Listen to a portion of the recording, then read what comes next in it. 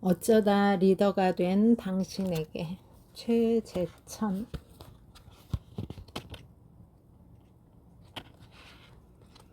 초등학교 3학년 때 반장이 되어 리더로서 첫 경험을 쌓았다. 하지만 잘 해내지 못해 선생님의 구중을 들었다.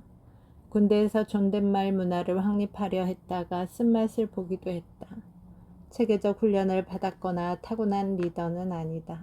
하지만 생태학자로서 집단 생활하는 동물들을 오래 관찰하면서 자연의 리더십을 배웠다.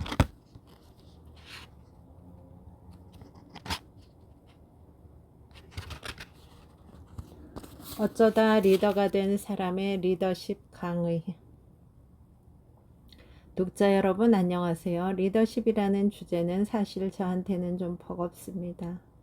아주 오래전 김대중 대통령 시절에 중앙인사위원회라는 게 만들어졌는데요. 그 위원회의 초대 위원장을 하셨던 당시 서울대 행정대학원의 김광웅 교수님이 임기를 마치고 학교로 복귀하자마자 리더십 수업을 개설했어요. 그러더니 저더러 리더십 강연을 1시간 맡으라는 겁니다. 선생님, 저는 리더십을 믿지 않습니다. 저는 리더가 없는 세상을 원합니다. 저는 강연을 못할 것 같습니다. 그런 얘기를 하면 돼 하시면서 이미 강의 계획서에 제 이름을 넣어놨다는 겁니다. 그래서 어쩔 수 없이 하게 된 리더십 수업에서 저는 엉뚱한 질문을 던져보았습니다. 과연 우리 사회에 리더가 필요한가? 리더로서의 저의 최초의 경험은 초등학교 3학년 때. 새로 전학을 간 바로 다음 날 반장 선거가 있었는데 제가 출마해 반장이 됐어요. 무려 제가 원해서 해보게 된 최초의 리더 경험인 셈. 그의 동네 뒷산으로 소풍을 갔는데 선생님이 반장은 앞에서 아이들을 이끌어야 한다는 거예요.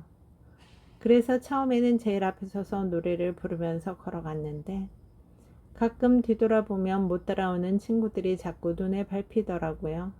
뒤처지는 아이들을 등 떠밀어주고 빨리 가자 독려하고 심지어는 다리가 아프다는 아이를 제가 중간중간 업어서 데려가기도 했거든요.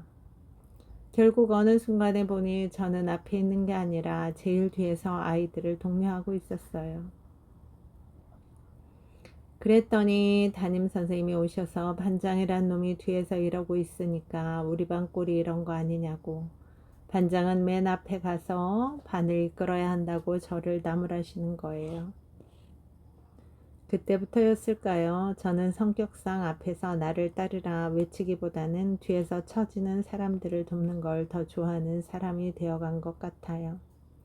지금도 저는 주로 그런 관점으로 세상을 바라봅니다. 또 다른 리더의 경험을 꼽아보자면 군대에서 겪은 인상 깊은 기억. 방위병이었던 저는 군생활 내내 군 창고에서 지냈어요. 계급장 없이 현역병들 밑에 있는 방위병의 처지가 몹시 힘들더라고요. 그런 것까지는 그런대로 참겠는데 방위병들끼리도 계급을 나눴습니다.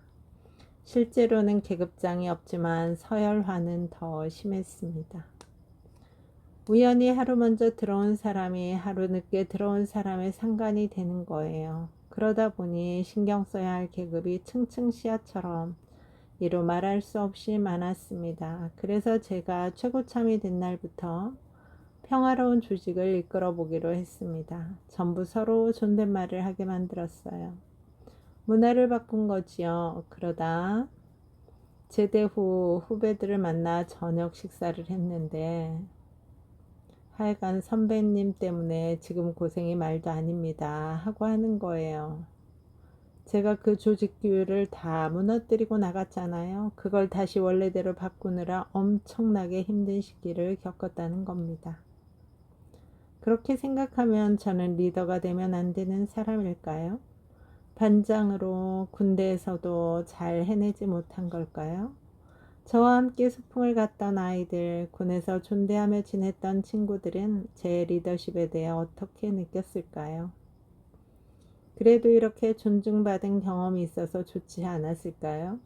저는 제가 리더라는 점이 중요하지 않았습니다. 함께하는 사람들을 인격적으로 대하고 싶었습니다. 우리들 대부분은 살다 보니 어느 날 리더가 되어 있는 자신을 발견하곤 합니다. 어쩌다 리더가 되는 거죠. 예외는 아마 조선의 임금님들이었을 겁니다. 어려서 외가에서 머물며 예의 범절을 배우고 성장하는 내내 장안의 석학들과 사서삼경을 읽으며 학문을 닦지요. 그런데 이렇게 열심히 준비한 리더들 중에서 우리가 지금까지 추앙하는 임금은 사실 몇 안 되잖아요. 세종대왕, 정조대왕을 빼면 기껏해야 성종, 영조 임금. 그렇게 철저한 리더 교육을 받은 분들인데 어찌하여 나라를 제대로 다스리지 못했을까요? 이는 역설적으로 좋은 리더가 되는 게 얼마나 어려운 일인가를 보여줍니다. 하물며 그런 체계적인 훈련도 받지 못한 우리들이 어쩌다 리더가 되는 것이니 솔직히 난감합니다. 살다 보니 저도 어쩌다 리더의 자리를 제법 여러 번 맡게 됐는데 제가 진짜 원해서 한 경우는 한두 번밖에 없는 것 같습니다. 등 떠밀려서 혹은 어쩌다 보니 리더를 하게 되었는데 마음 깊은 곳에서 과연 리더라는 게 필요할까 하는 의문을 여전히 품고 있는 것도 맞습니다. 저만 하는 고민은 아닐 겁니다. 아마도 많은 분들이 어쩌다 리더가 되어 내가 꼭 리더를 해야 할까? 내가 리더가 되어도 좋은 사람일까? 자문하고 계시겠지요. 2025년 대한민국의 대통령을 탄핵하고 아주 어렵게 리더를 바꿔내는 경험을 하고 보니 리더가 아주 중요한 자리라는 생각이 듭니다. 한 사람의 리더가 좌우하는 일들이 너무 많고요. 그런 생각 속에서 오늘은 지금까지 우리가 통념에 따라 생각해온 나를 따르라 방식의 리더십이 아니라 조금 색다르게 품는 리더십에 대한 이야기를 한번 해보고자 합니다. 제가 말하고자 하는 리더십은 자연에서 배우는 리더십이자 지속가능 리더십이라고도 말할 수 있겠습니다. 리더의 정의에 정면 위배되지만 아마도 저는 종적인 리더십이 아니라 횡적인 리더십을 꿈꾸는 것 같습니다. 딱히 정해놓은 리더가 없어도 모두가 자발적으로 협력하는 조직이 가능할까 꿈꾸며 삽니다. 제가 미국에서 오래 살다 왔는데요. 미국에서 과학자로 살면서 제일 아이러니한 게 뭐였냐면 미국 근대사에서 과학자들이 제일 못마땅해 한 대통령이 지미 카터였고 제일 좋아하는 대통령이 로널드 레이건이었다는 겁니다. 레이건은 영화배우 출신이잖아요. 과학의 기억자도 몰랐습니다. 그래서 이분은 대통령이 되자마자 훌륭한 과학자들을 모셔놓고 난 과학에 대해서 아는 게 없어요. 잘 알아서 해주세요 하고는 믿고 맡겼습니다. 그렇게 맡겨놓은 후 절대로 과학자들에게 이래라 저래라 하지 않았죠. 한편 카터 대통령은 조지아 공대에서 공부를 했거든요. 스스로 과학 분야를 좀 안다고 생각해서 사사건건 개입하다가 미국 과학계를 망가뜨리고 말았습니다. 카터는 선의를 가지고 잘 이끌어보려 한 것이지만 결과적으로 과학계의 집단지성을 믿고 맡긴 레이건이 훨씬 더 훌륭한 업적을 이뤄낸 겁니다. 이 사실은 참으로 역설적이지만 시사하는 바가 큽니다.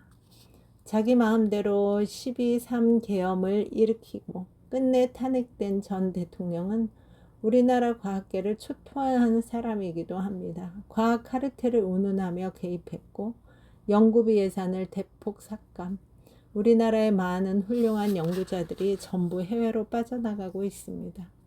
다른 온갖 실정보다도 저는 과학자로서 이 점을 정말로 용서할 수 없습니다. 인간 사회의 정치 지도자인 대통령은요, 여왕 개미처럼 고유한 역할이 있는 자리입니다. 필요한 큰 그림을 그리고 방향을 제시하고 흔들림 없이 미래를 구상하고 다음 세대를 생각하는 자리지요. 리더를 한번 잘못 선출해 놓으면 몹시 오랫동안 큰 고통을 겪게 됩니다. 망가뜨리려 들면 많은 것을 없애버릴 수도 있는 무서운 권력을 가진 자리라는 점을 유념해야 합니다. 여왕 개미의 리더십은 철저하고 확실하게 가치나 목표를 붙들고 있되 실제 일의 진행은 전문가에게 맡기는 방식을 취합니다.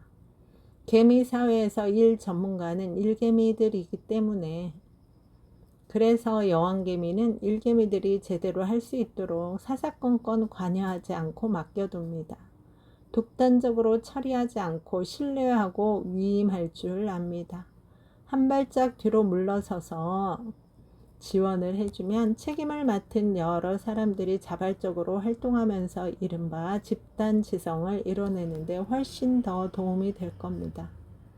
모든 걸 다 독단적으로 마구 해치우지 않기.